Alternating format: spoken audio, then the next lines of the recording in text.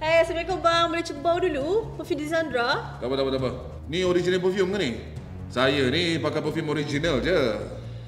Perfume original. Tak tahu perfume original. No. Wah, abang pakai perfume ori ke? Okey, kalau abang nak tahu, perfume kita ni sama macam bau original. Jimat, murah-murah, wangi. Perfume abang tu, yang original tu, abang boleh pakai special occasion.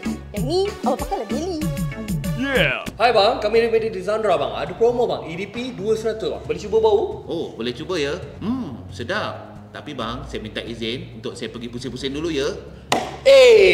Kau kalau dengan budak-budak nek muka kau ni tak payah datang sini lah. Aku daripada pagi tau tak ada sale ni. Belah.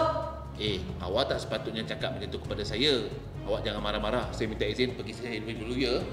No. Okey, tak apa bang. Kalau abang nak pusing-pusing dulu, abang boleh ambil SIM card ni. Abang boleh uji ketahanan dia. Nanti kalau abang minat nak beli, abang boleh datang sini, abang boleh cari saya. Ini buat cara yang betul bang. Kalau macam tu, saya nak 200. Yeah. Kak, cuba bau je kak. Bau je. Tak apa. Saya kalau bau ni, saya pening lah. Saya tak boleh lah kalau bau perfume. Lah, itu masalah kau bukan masalah aku. Pening lah. Aduh, pening. No. Oh, akak ada masalah pening ke bila bau perfume? Tak apa kak, akak cuba dulu bau ni. Ini bau yang soft, akak cuba. Kalau okey, akak bagi tahu saya. Yeah.